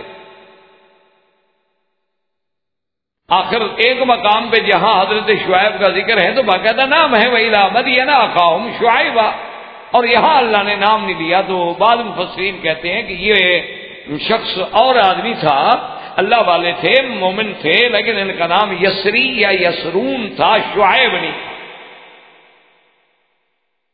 اور ان کا ایک استدلال اس وجہ سے بھی ہے کہ ان نے کہا کہ شعیب علیہ السلام نے کہا تھا اپنے قصے میں کہ وما قوم لوط منکم ببعید، کہ بھئی قوم لوط کا واقعہ جو ہے وہ تم سے کوئی بہت دور تو نہیں، وہ زمانہ بہت دور۔ انہوں نے کہا تو لوط علیہ السلام اور ان کے درمیان میں تو 400 سال کا فرق ہے، تو معلوم ہوا کہ شعیب وہ اور ہے اور یہ یسرون اور ہے۔ حتیٰ کہ حافظ ابن کثیر رحمت اللہ علیہ جیسا آدمی جو ہے اس کا میلان بھی اسی طرف ہے کہ یہ شعیب نبی نہیں تھے، لیکن یاد رکھیں کہ جمہور صحابہ، جمہور مفسرین کی رائے مبارک یہ ہے کہ شعیب نبی تھے، اور موسیٰ علیہ السلام جن کے پاس آئے ہیں یہ شعیب ہیں، اور شعیب علیہ السلام یہ بھی نبی، اور ان کی باقی رہنا کہ قرآن نے نام نہیں لیا، تو قرآن تو حضرت خضر جیسے عظیم قصے میں بھی نام نہیں لیا، فوجد عبدا من عبادنا، وہاں بھی اللہ نے نام نہیں لیا۔ تو نام نہ لینے سے یہ دلیل تو نہیں کہ نبی ہوتے تو ضرور نام لیا جاتا۔ اور دوسری بات یہ ہے کہ یسرون جو ہے، یسری یا یسرون، تو اصل میں بات یہ ہے کہ شعیب علیہ السلام کا سریانی زبان میں نام جو ہے یسرون ہے، یعنی آپ ہی کے دونوں نام تھے، شعیب بھی اور یسرون بھی۔ اور تیسری دلیل جو ہے اس بات کی کہ شعیب اللہ کے نبی تھے، طبرانی میں ایک روایت آتی ہے کہ حضرت مسلمہ جب تشریف لائے حضور کی خدمت میں صلی اللہ علیہ وسلم، تو آپ نے فرمایا کہ تم کہاں سے تعلق رکھتے ہو؟ تو انہوں نے کہا حضور میں انزا قبیلے سے تعلق رکھتا ہوں، من انزا۔ تو آپ نے فرمایا اچھا تم انزا قبیلے سے رکھتے ہو جس میں حضرت شعیب تھے جو سسر ہیں حضرت موسیٰ علیہ السلام کے؟ انہوں نے کہا ہاں یار، اس سے تائید ہوتی ہے کہ وہ حضرت شعیب علیہ السلام۔ اب جب موسیٰ علیہ السلام بیٹھ گئے، اطمینان ہو گیا، انہوں نے کھانا دیا، ضیافت کی، تو اس کے بعد ان میں سے قالت احداہما، ان میں سے ایک لڑکی نے اپنے ابا کی خدمت میں عرض کیا کہ یا ابت استاجرہ ان خیر من استاجرت القوی الامین، کہ ابا جان مہربانی کریں آپ اس آدمی کو اپنے پاس رکھ لیں، کیونکہ یہ آدمی جو ہے بہتر اجیر بھی ہوگا، بہتر عامل بھی ہوگا، چونکہ قوی بھی ہے اور امانت والا بھی، قوت والا بھی ہے اور امانت والا۔ تو مفسرین کرام نے لکھا ہے کہ جب شعیب علیہ السلام نے یہ بات سنی تو شعیب السلام غصے میں آ گئے کہ بھئی میری بیوی کسی کی تعریف کیسے کر رہی ہے، میری بیٹی کہ یہ طاقت والا بھی ہے، یہ کیا بات، بیٹی کا کسی غیر مرد کے بارے میں یہ کہنا۔ آج کل تو خیر ہم خود ریسلنگ کے فلمیں لگا کے دکھاتے ہیں تاکہ طاقتور لوگوں کو دیکھ لیں۔ اچھا ہے نا جی، خبرہ ہے، علم بڑھتا ہے، معلومات ہوتے ہیں، انہیں بھی پتہ لگتا ہے کہ صرف میرا شوہر اس دنیا میں نہیں، اور بھی بڑی طاقت والے لوگ ہیں دنیا میں۔ انا للہ و انا الیہ راجعون، کس بات پر ہوئے؟ اسی لیے ہے نا جی کہ جب نادر نے آپ کے ہند پہ حملہ کیا تھا اور تباہی مچا دی، قتل و غارت کر دی، اور سارا ندیاں گلیاں خون سے بہہ گئیں. اور جناب اس کے بعد اس نے ایک عجیب، اس کے بارے میں آتا ہے کہ اس نے ایک عجیب تجربہ کیا کہ جب سارا ملک فتح ہو گیا، وہ بڑا مشہور کا کتابوں کے نادر نے لوٹی دلی کی دولت، ایک ضرب شمشیر اور افسانہ کوتا، بڑے بڑے پرانے واقعات ہیں. تو بہرحال اس نے ایک یہ کیا کہ اس نے حکم دیا کہ شاہی محلات کی جتنی بیگمات اور لڑکیاں اور بچیاں اور خادمائیں بچ گئی ہیں سب ایک محل میں اکٹھی ہوں اور میرے سامنے رقص کریں. مرضی پاتے ہیں جو چاہے کر. اور یہ تو پھر قرآن خود کہتا ہے کہ ان الملوک اذا دخلوا قریۃ افسدوها وجعلوا عزت اہلها اذلہ، کہ جب طاقتور لوگ کسی ملک میں داخل ہوتے ہیں، انقلاب لاتے ہیں، پھر وہ تو ایسا کرتے ہیں، عزت والوں کو ذلیل کرتے. اور اس نے یہ کیا جناب کہ بھئی جب وہ مجبور کیا، ان کو مجبور ہو گئی، تو اس نے اپنی تلوار جو تھی نا وہ نیام سے نکال کے خالی تلوار بالکل سائڈ پہ رکھ لی اور خود گاؤں تکیا لگا کے وہ رقص دیکھتا رہا، اور اسی اثنا میں آمدن اونگتا رہا نیند سے. ایک دفعہ، دو دفعہ، تین دفعہ، چار دفعہ جو جیسے سو گیا، اس کو نے کہا چھوڑو مجھے نہیں رقص چاہیے، سب بھاگ جاؤ. میں تو یہ دیکھنا چاہتا تھا کہ اس ملک میں، ان خاندان میں ابھی کوئی عزت غیرت والا لمحہ رہا ہے. میں تلوار رکھی ہوئی تھی، سو رہا تھا کہ ایک تو پڑھ کے تلوار اٹھا کے حملہ کرتی، ناکام ہو جاتے. تو غیرت نام ہے جس کا گئی تیمور کے گھر سے. تو اب تو ہمارے ہاں بھی میرا بھائی نہ غیرت رہی نہ عزت رہی، اور جن کے پاس کوئی غیرت بچی کھچی ہے انہیں ہم کہتے ہیں یہ پرانے خیالات کے دقیانوسی لوگ ہیں، یہ تو ابھی قبائلی زمانے میں رہ رہے ہیں. جی آج ہم بہت ایڈوانس ہو چکے ہیں، آگے چلے گئے، پتہ نہیں اور آگے کہاں جاتے ہیں، جانے دیں. اللہ تبارک و تعالی ہمارے حالات پہ رحم کرتے. کیا کہا جائے؟ تو حضرت شعیب علیہ السلام جلا، انہوں نے فرمایا تمہیں کیسے پتا ہے کہ یہ قوی ہے اور امین بھی ہے؟ تو اس نے کہا ابا جان بات یہ ہے کہ اتنا بڑا پتھر جس کو 10 آدمی نہیں اٹھا سکتے، ایک آدمی اکیلا اس کو ہٹا دے تو قوت تو واضح ہو گئی. اور امین کی بات یہ ہے کہ میں پیچھے میرے نہیں چلا بلکہ مجھے خود آگے چلا تاکہ میرے کسی بدن پر بھی اس کی نظر نہ پڑے. اتنی بڑی امانت سے اور کیا دلیل ہو سکتی ہے؟ اسی لیے حضرت عبداللہ ابن مسعود رضی اللہ تعالی عنہ کا ایک قول مبارک ہے، آپ نے فرمایا افرس الناس ثلاثۃ، کہ دنیا میں عقل والے جو گزرے ہیں نا، جن کو اللہ نے عقل دی تھی، انہوں نے کہا میرے معلومات میں وہ 3. تو جب پوچھا گیا ابن مسعود سے کہ حضرت وہ کون ہے، فرمایا ایک تو عزیز مصر، وہ بھی بڑا سمجھتا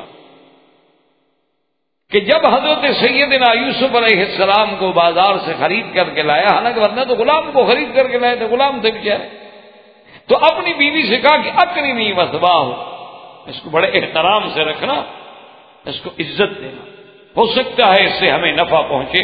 تو یہ اس کی فراست تھی کہ یوسف کو دیکھ کے پہچانے. اور اسی طرح انہوں نے کہا کہ بنت شعیب، وہ شعیب کی بیٹی بھی افرس الناس تھی، یہ موسیٰ علیہ السلام کو دیکھ کے پہچان. یہ کوئی ہے، یہ ایسی بات نہیں کہ آدمی بھوکا ہو، پیاسا ہو، پاؤں چھالے پڑے ہوں، پیٹ میں ایک دانہ نہ گیا ہو اور اتنا بڑا پتھر ہٹا دے، ایسی بات نہیں. اور اس کے باوجود سارا کچھ کر کے ہمیں یہ بھی نہیں کہتا کہ بیٹی آپ کی بستی میں کوئی آدمی ہے جو مجھے کھانا کھلا دے. یہ بھی نہیں کہتے کہ رب انی لما انزلت الی من خیر، اللہ میں تو تیرے دروازے پہ خیر کا محتاج ہوں، جو تو نے مجھے اتارا ہے اس حال میں تو میں تجھ سے خیر ہی مانگتا ہوں. تو افرس الناس نے فرمایا کہ، اور اسی طرح حضرت عبداللہ بن مسعود فرماتے ہیں کہ افرس الناس ابی بکر، کہ سمجھدار لوگوں میں تیسرے سیدنا ابو بکر ہیں، الذی استخلف بعدہ عمر، کہ جس نے اپنے بعد خلافت کے لیے عمر کو چن لیا، کہ جس کی وجہ سے عالم اسلام نے اتنی عزت پائی، اتنی ترقی کی کہ سیدنا عمر رضی اللہ تعالی عنہ نے 40 لاکھ مربع میل پہ اسلام کے جھنڈے گاڑ دیے. تو یہ جو پہچان تھی نا سیدنا ابو بکر کی، تو معلوم ہوتا ہے کہ وہ بھی ابرص الناس، یعنی اللہ نے ان کو بھی ان لوگوں میں بھیجا تھا جو سب سے زیادہ پہچان رکھنے والے لوگ تھے۔ اب حضرت شعیب علیہ السلام نے باوجود اس کے کہ ہر لحاظ سے مطمئن ہو گئے، لیکن اس کے بعد فوراً فرمایا کہ قال انی اريد ان انكحك احدى ابنتي هاتين على ان تأجرني 8 حجج فان اتممت 10 فمن عندك وما اريد ان اشق عليك ستجدنی ان شاء اللہ من الصالحین قال ذلك بینی وبینک ایما الاجلین قضیت فلا عدوان علی واللہ علی ما نقول وکیل۔ حضرت موسیٰ حضرت شعیب صاحب نے کہا کہ موسیٰ علیہ السلام بات سنو، میں چاہتا ہوں کہ اپنی 2 لڑکیوں میں سے ایک لڑکی تمہارے نکاح میں، لیکن میری شرط ہے، میری شرط یہ ہے کہ ایک تم میرے پاس رہو گے، اور دوسری شرط یہ ہے کہ 8 سال تک یا 10 سال تک میری بکریاں چراؤ گے۔ ان 2 میں سے تمہاری مرضی ہے، 8 سال پورے کر دو گے تب بھی میں راضی ہوں، 10 سال پورے کر دو تو تمہارا مہربانی ہے اور احسان ہے، اور انشاءاللہ تم مجھے اچھے لوگوں میں پاؤ گے، میں تمہارے ساتھ اچھا برتاؤ کروں گا۔ تو حضرت شعیب علیہ السلام نے یعنی ایک مسئلے کو بھی حل فرما دیا، اور اس سے امت کو اور آنے والے دور میں سبق بھی دیا گیا کہ اگر کبھی بیٹی کسی انسان کے بارے میں تعریف کرے تو اس کو اچھی طرح سوچیں، غور کریں، اور اگر ایسے اسباب بنتے ہوں تو بہتر ہے کہ ان کا رشتہ کریں، کیونکہ ہر آدمی کبھی بیٹیاں یا بچیاں کھل کے تو نہیں کہتے، اشارات و کنایات میں شریک لوگ بات کرتے ہیں، اور اسی میں علماء نے بڑی مسائل ہیں، لیکن ان مسائل کا بہرحال کیونکہ اس مقام پہ تعلق نہیں ہے، ورنہ اسی آیت میں بڑی بڑی مباحث ہیں، بڑی بڑی کتابیں لکھی گئی ہیں کہ کیا کسی لڑکی کا حق المہر اس کے شوہر کی نوکری بن سکتی ہے کہ نہیں بن سکتی۔ یہ فقہ میں بہت بڑا معرکۃ الآراء مسئلہ ہے، اور اس کے لیے بڑی ابحاث ہیں دقیقہ۔ امام ابو حنیفہ رحمۃ اللہ علیہ اس کے قائل ہیں اور بعض ائمہ اس کے قائل نہیں۔ حضرت موسیٰ علیہ السلام نے بھی قبول کر دیا، فرمایا اچھا ذالک بینی و بینک، کہ یہ تمہارے میرے درمیان میں وعدہ ہو گیا، لیکن ایک بات یاد رکھیں کہ ایما الاجلین قضیت، یہ میری مرضی پہ ہوگا کہ میں 8 سال گزاروں یا 10 سال، مجھ پر یہ زبردستی نہیں ہوگی کہ میں 10 سال ضرور گزاروں، اور جو ہم نے اور آپ نے عہد کیا ہے واللہ علی ما نقول وکیل، اللہ ہمارا گواہ ہے۔ اس لیے حضرت ابن عباس رضی اللہ تعالی عنہما سے کسی نے پوچھا کہ حضرت قرآن میں یہ نہیں آیا کہ پھر موسیٰ علیہ السلام نے 8 سال گزارے یا 10 سال گزارے، یہ وضاحت ہمیں نہیں ملتی قصہ موسیٰ علیہ السلام میں۔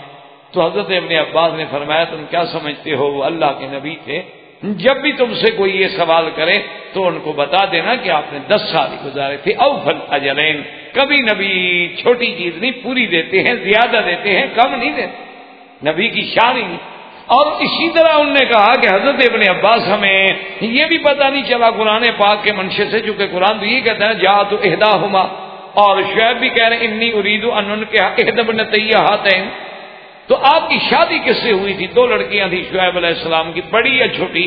تو آپ نے فرمایا اصغرہما، کہ اگر تم سے کوئی پوچھے کہ ایما الاجلین قضى موسیٰ فقل اوفاہما، کہ 2 میں سے کتنی مدت گزاری موسیٰ علیہ السلام نے، تو کہنا وہ زیادہ مدت 10 سال والی، اور کوئی پوچھے کہ بھی نکاح کس سے ہوا تھا تو بتا دینا کہ اصغرہما، جو چھوٹی بیٹی تھی حضرت شعیب علیہ السلام کی، اس سے نکاح۔ اور موسیٰ علیہ السلام نے پھر 10 سال، اب دیکھیں نا جی انقلاب زمانے پہ ذرا غور کریں کہ ایک وقت ہو آدمی شہزادہ ہو اور دوسرے وقت میں بکریاں چرا رہا، ذرا غور کریں آپ۔ اس لیے انسان کو کبھی ہر وقت اللہ سے معافی مانگنی چاہیے، اور جس حال میں ہے شکر کرے اللہ، یا اللہ تیرا کروڑ کروڑ شکر ہے جو نے مجھے حال میں رکھا، اسی یہ نہیں کہ دوسرے کو دیکھ کے جلتا رہے، کیوں کیا پتا ہمیں اس حال سے بھی نیچے گزرنا پڑے، تو پھر ہم کیا کریں گے؟ آج تو جناب عزت ہے، اللہ کا شکر ہے، ہمارے پاس گھر ہیں، مکیفات ہیں، اے سی ہے، گاڑیاں ہیں، گاڑی میں بھی اے سی لگے ہوئے ہیں، لیکن ہمارے اپنے ملکوں میں تو آپ جانتے ہیں انڈو پاک میں تو بڑے بڑے لوگ جو ہیں ان کی بھی طاقت نہیں ہوتی بیچارے کہ ایک گھر میں 5-6 ایئر کنڈیشن رات کو اکٹھے چلا کے سو جائیں۔ ہمارے تو یعنی بڑے بڑے لوگ، بڑے بڑے نواب فیملی کے لوگ جو ہے نا جی، وہ بھی مہمان آ جائے تو اپنی وہ مثال مشہور ہے نا کہ مونچھ اونچی رکھنے کے لیے وہ چلا تو دیتے ہیں، لیکن نظر گھڑی پہ ہوتی ہے کہ مہمان نکلتا کب ہے شریف آتا، کیونکہ ایک اے سی کا جب بل آئے گا 5,000 روپے مہینے میں، 5 چلائیں 25,000 روپے مہینہ، تو آپ الیکٹرک کا بل ادا کریں۔ یہ اللہ کی نعمتیں، اس لیے اللہ کا شکر کیا، اللہ نے گاڑی دی ہے، اللہ نے سائیکل دیا ہے تو شکر کرو، پتہ نہیں پیدل چلنا پڑتا، پیدل چلتے ہو تو شکر کرو، اللہ لنگڑا کر دیتے تو ہم کیا کریں؟ دیکھتے نہیں وہ ویل چیئر پہ کیسے کیسے لوگ پوچھتے، یہ آپ کی ہسپتالیں تو خدا جانتا ہے مقام عبرت ہے، یہ ہر ہیکل بھی اگر آدمی ہدایت نہ پکڑے تو میرے خیال میں پھر کہیں نہیں مل سکتی، کہ آپ کے سامنے تو ہر وقت ایسے ایسے یعنی حالات آتے ہیں کہ کتنا بڑا آدمی ہے، اندھا ہے، ایک نوکر پکڑ کے، یعنی اگر وہ نوکر ہاتھ چھوڑ کے اس کو کھڑا کر دے، اسے یہ نہیں پتا میں کہاں جاؤں، کروڑوں پتی ہے لیکن اندھا ہے، اللہ نے ایک آنکھیں لینی محتاج ہے، چپراسی کا بھی محتاج، نوکر کا بھی محتاج، ڈرائیور کا بھی محتاج، گھر میں ہے بیوی کمرے میں بیٹھی ہو نہیں پتا کہاں، تو اللہ کی نعمتوں کا شکر ادا کیا۔ اب حضرت موسیٰ علیہ السلام کا کتنا امتحان گزرا، اچھا اللہ کو، ہاں اللہ کو تو اپنے بندے کی، اپنے پیارے کی تربیت مقصود ہے نا، کہ شاہی محلات میں بھی تربیت دے دی اور پھر تکلیفیں بھی دکھلا دی، کیونکہ جب تک آدمی خود تکلیفیں نہ دیکھے تو دوسرے کی تکلیف کا اس کو احساس ہی نہیں ہوتا۔ یہی وجہ ہوتی ہے نا ہمارے لیڈر آج کل جو پیدا ہوتے ہیں، پیدا ہوئے اور منہ میں سونے کا چمچہ لے کے آئے، ان کو غریبوں کا کیا پتا غریب کیا ہوتے، اور تو پھر اسی طرح فیصلہ کرتے ہیں نا کہ وہ ایک مسل مشہور ہے کہ ایک شہزادہ محل پہ کھڑا تھا اور لوگ چیخ رہے تھے روٹی کے لیے مہنگائی ہے، آٹا نہیں ملتا، آٹا نہیں ملتا، انہوں نے کہا یہ کیا چیختے ہیں؟ انہوں نے کہا سر وہ کہتے ہیں روٹی نہیں، انہوں نے کہا روٹی نہیں ہے، کیک کھائیں، پیسٹری کھائیں، نہیں ہے روٹی نہ کھائیں، پھر وہ تو پھر ایسے فیصلے ہوں گے نا، جس نے خود بھوک نہ دیکھی ہو وہ تو پھر یہی فیصلہ کرے۔ اس لیے حضرت موسیٰ علیہ السلام نے جب 10 سال پورے کر لیے تو عرض کیا کہ اللہ کے پیغمبر میں نے بھی اپنا وعدہ نبھا دیا ہے، اب مجھے اجازت دیں، مدت ہو گئی گھر سے نکلے ہوئے، اب 10 سال گزر گئے، دور بھی بدل گیا، اور ان کو یہ بھی علماء نے لکھا ہے کہ پتہ لگ گیا تھا کہ اصل وہ فرعون جو تھا نا رامسیس، وہ مر گیا ہے، اس کا بیٹا جو ہے وہ فرعون بنا من فتح۔ نے کہا اب وہ بات بھول گئی، اب کیا ہے، اب کیا ہو، اس لیے مجھے اپنے گھر جانا چاہیے۔ تو حضرت شعیب علیہ السلام نے فوراً کہا بالکل آپ نے وعدہ پورا کر دیا ہے، یہ آپ کی بیوی ہے، جہاں جائے ہمیں کوئی اعتراض نہیں۔ حضرت موسیٰ علیہ السلام اپنی بیوی کو اور بچہ، چھوٹا بچے کو لے کے چلے۔ خدا کی قدرت یہ ہے کہ آپ کو اللہ تبارک و تعالیٰ کی رحمت سے شعیب علیہ السلام نے اپنی بیٹی کے لیے بھی اور موسیٰ علیہ السلام کے لیے بھی کافی بکریاں ان کو دی کہ بھی یہ تمہارے لیے ہدیہ ہیں، آپ ساتھ لے جائیں۔ اب بکریاں ساتھ ہیں، بیوی ساتھ ہے، اور فی لیلۃ مظلمۃ باردۃ شدیدۃ البرد، رات ہے، اندھیری ہے، شدید سردی کا دور ہے، اور موسیٰ علیہ السلام اسی عالم میں سفر کر رہے ہیں، اور خدا کی قدرت ہے کہ پھر راستہ بھٹک گئے۔ اب جب راستہ بھٹکے تو ایک جگہ بیوی سے کہا کہ ٹھہرو یہاں بیٹھ جاؤ، کہ حضرت موسیٰ علیہ السلام نے سورۃ طٰہٰ میں بھی ہے اور اسی سورۃ مبارک میں بھی ہے کہ دور سے آپ کو روشنی نظر آئے۔ جب دور سے آپ کو روشنی نظر آئی، جس کو قرآن کہتا ہے قال لأهلهم كثوا إني آنست نارا لعلي آتيكم منها بخبر أو جزوة من النار لعلكم تصطلون۔ حضرت موسیٰ علیہ السلام نے کہا اپنے گھر والوں سے کہ آپ یہاں ٹھہرے، مجھے دور سے نظر آئی ہے آگ ہے، معلوم ہوتا ہے روشنی ہے اور آگ ہے، تو ایک تو یہ فائدہ ہوگا کہ اگر آگ ہے تو لازمی بات ہے کہ بندہ بھی ہوگا، اور بندہ ہوگا تو ہم راستہ پوچھ لیں گے، اور دوسری بات یہ ہے کہ میں کچھ آگ بھی لے آؤں گا تاکہ ہم سردی سے بھی بچ سکیں، تو آپ یہاں آرام کریں اور میں جاتا ہوں۔ اچھا، علماء یہ کہتے ہیں کہ خدا کی شان یہ ہے کہ وہ آگ تو نہیں تھی نا موسیٰ علیہ السلام کو، وہ تو اصل میں نور خدا بندی کا جلوہ تھا، تو اس لیے بیوی کو نظر نہیں آیا، اس لیے فرماتے انی آنست نارا، میں نے دیکھا ہے۔ آپ نے بتا سب دیکھتے، وہ بھی کہتی بیوی وہ دیکھو جی روشنی ہے، آگ جل رہی ہے، آپ جائیں۔ تو انہوں نے فرمایا کہ یہ بھی حکمت تھی کہ اس نور خدا بندی پر بھی صرف موسیٰ علیہ السلام کی نظر تو پڑی ہے لیکن اور کسی کی نظر نہیں پڑی۔ اور اسی طرح علماء نے لکھا ہے، یہاں موسیٰ علیہ السلام فرماتے ہیں لعلی آتیکم منہا بخبر او جذوۃ من النار، یا تو میں کو پتہ بھی کر کے لے آؤں گا، اور دوسری جگہ کہتے ہیں موسیٰ علیہ السلام کے یا ہدن اور قبسن، تو فرمایا علماء نے کہ دیکھو وہ لفظ نکلے موسیٰ علیہ السلام کی زبان سے کہ وہ خبر بھی ملی، خیر بھی ملی، ہدایت بھی ملی، اور جو چیزیں آپ کی زبان سے نکلی تھی وہ ساری وہاں پہنچنے پہ اللہ نے ادا کر۔ تو موسیٰ علیہ السلام وہاں چلے، اور انشاءاللہ زندگی باقی تو بات باقی، وما علینا الا البلاغ۔ برادران اسلام، واجب الاحترام بزرگوں، دوستوں، بھائیوں، عزیز نوجوانوں، الحمدللہ اللہ تبارک و تعالی کی رحمت سے سلسلہ قصص الانبیاء علیہم الصلاۃ والسلام کے ضمن میں ہم سیدنا موسیٰ علیہ الصلاۃ والسلام کے قصہ مبارک کے مطالعے میں اور درس میں الحمدللہ مصروف تھے، اور سیدنا موسیٰ علیہ السلام کے قصہ مبارک میں ہم اس مقام پہ پہنچے کہ جب موسیٰ علیہ السلام نے حضرت شعیب علیہ السلام کے پاس حسب وعدہ اپنی مدت معین پوری فرما لی 10 سال، تو اب ان کی اجازت لے کر اپنی بیوی کے ساتھ آپ وہاں سے چلے کہ میں مصر جاؤں اور وہاں جا کے حالات دیکھیں۔ اب چونکہ کافی مدت گزر چکی تھی، اب حالات میں لازمی بات ہے کہ تبدیلی آ گئی، اور ویسے بھی اپنے والدہ سے بچھڑے ہوئے زمانہ ہو گیا، گھر والوں سے پھر تو ملاقات ہی رہوں۔ تو سیدنا موسیٰ علیہ السلام اپنی زوجہ کے ساتھ وہاں سے چل پڑے، کیونکہ پیدل کا سفر تھا اور 8 دن اور 8 راتوں کا سفر تھا تقریباً مدین سے مصر،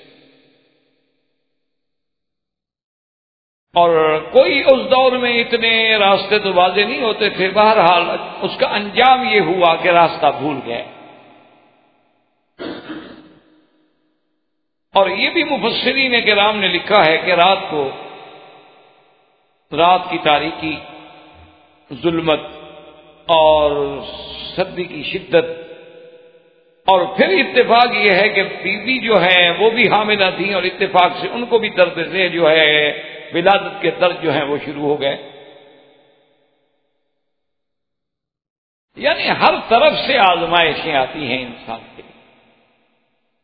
یہ واقعات ہمیں اسی لیے بتلائے جاتے ہیں کہ دیکھیں اللہ کے نبی ہیں، کتنے شان والے لوگ ہیں، اولو العزم من الرسل ہیں،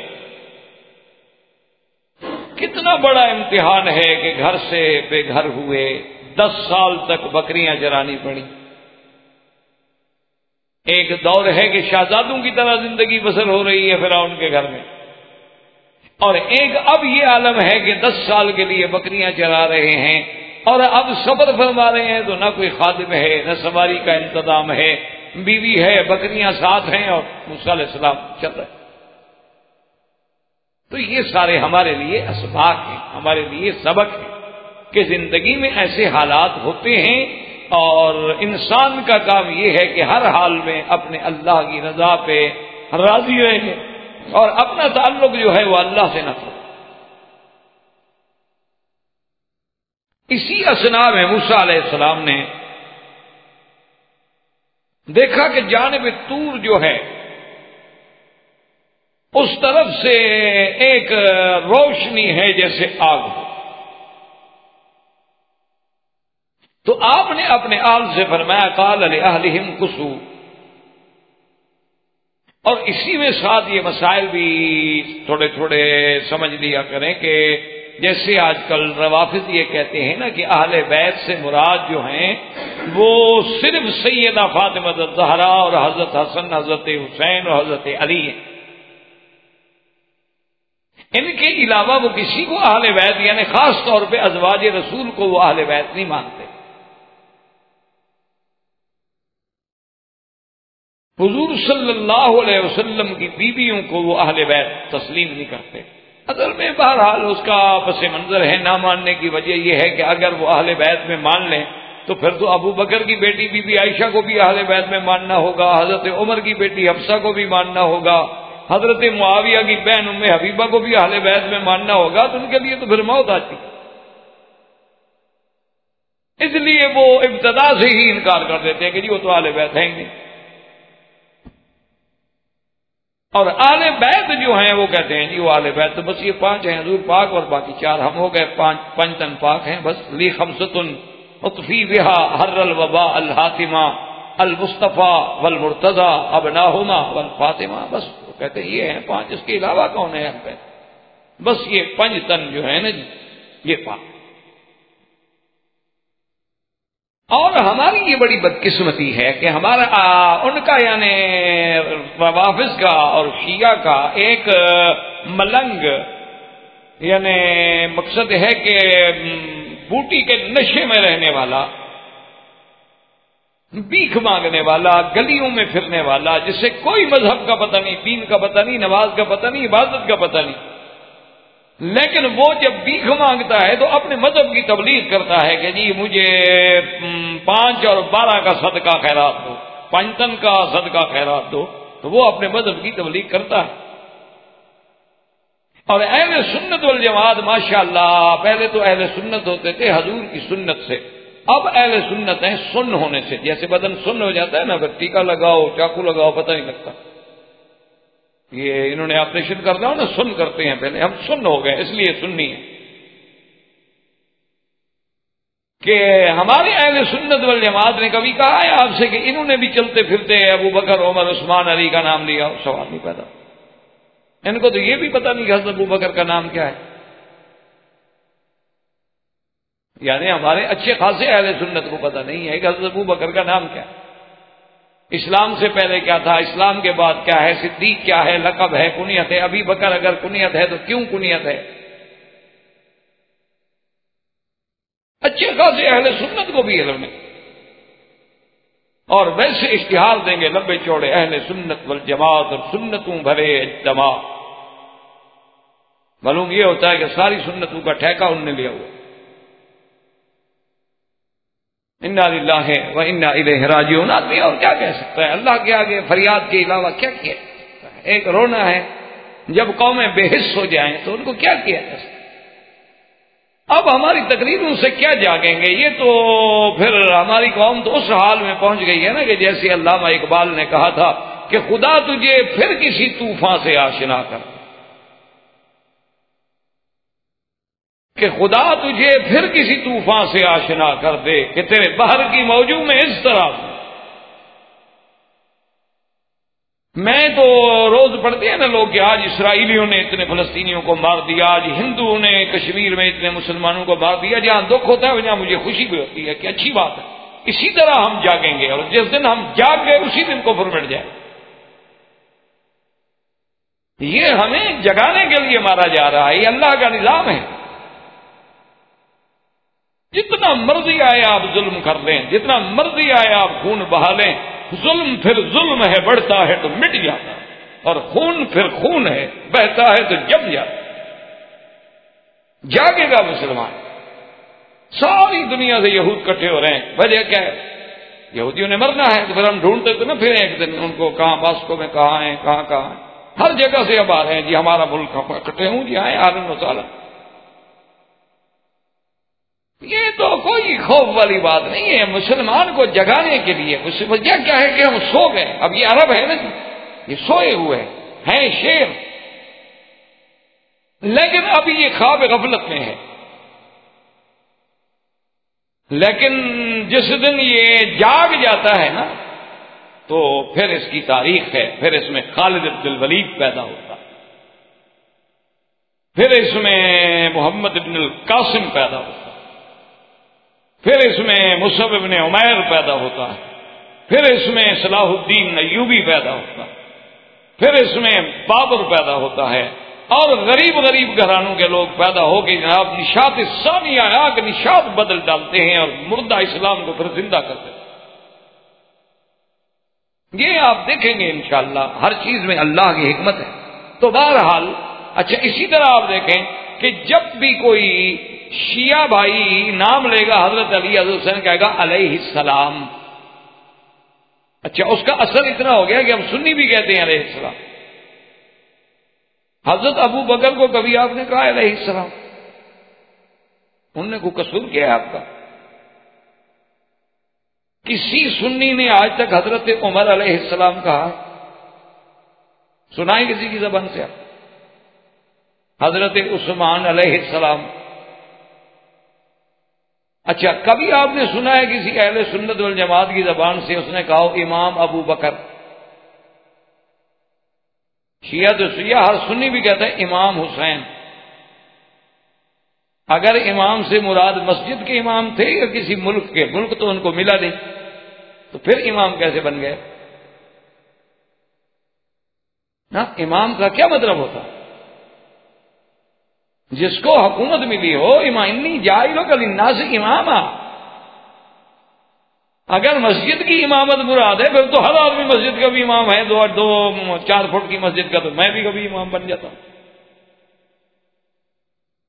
اگر امامت سے مراد خلافت ہے اور ان کے نزدیک تو امامت کا مرتبہ نبوت سے بھی زیادہ ہے. ان کے نزدیک مقام نبوت سے مقام امامت زیادہ ہے. وہ کہتی ہیں اللہ نے جیسے نبیوں سے حضور کی نبوت کا عہد لیا تھا، خود محمد مصطفیٰ نے حضرت علی کی امامت کا عہد دیا اللہ کو. وہ کہیں گے باقاعدہ حضرت علی علیہ السلام، امام حسین، امام حسن، امام جعفر صادق، امام زین العابدین. لیکن سنی کی زبان سے کبھی آپ نے زندگی میں نہیں سنا ہوگا امام ابو بکر، جو حقیقت امام تھے، جن کو خلافت بھی ملی، حضور کا مصلی بھی ملا، اور جو صحیح معنی میں خلیفہ بلا فضل تھا. یعنی جس کو امام کہا جائے تو حق والا ہے امامت کا، اس کو نہیں کہا جاتا. وجہ کیا؟ پراپگنڈا. اور یہ آج کل ایک بہت بڑی ٹیکنیک ہے کہ ایک غلط بات کو آپ اتنے دفعہ کہیں کہ آپ کو بھی یقین ہو جائے کہ میں جھوٹ نہیں سچ کہہ رہا. یہ جو ہے نا یہ بڑی تفتیش ہوتی ہے بڑی دور کی. ہم تو ابھی تک اسی بات پہ لڑتے رہتے ہیں نا ماشاءاللہ کہ جناب نماز میں جو ہم نے کھڑا ہونا ہے تو درمیان میں فاصلہ کتنا ہو. ہم تو ابھی انہی مسئلوں میں پڑے ہو. ہم نے تو ابھی تک یہ جھگڑے ختم نہیں کیے کہ ہاتھ سینے پر ہو، ناف پر ہو یا نیچے ہو، اور جناب پاؤں کے ساتھ پاؤں کیسے ملا ہو، گٹے کے ساتھ ٹخنے کے ساتھ ٹخنا ہو اور کندھے کے ساتھ کندھا ہو. ہم اسی جھگڑے جو ملا لیں وہ بالکل ٹھیک ہے، اور جو نہ کریں وہ نعوذ باللہ حضور کی سنت کا مخالف ہے. انا للہ و انا الیہ راجعون. اور کیا اور صحیح اس کے بعد اب آپ اس مبارک سلسلے کی CD نمبر 20 سماعت فرمائیں.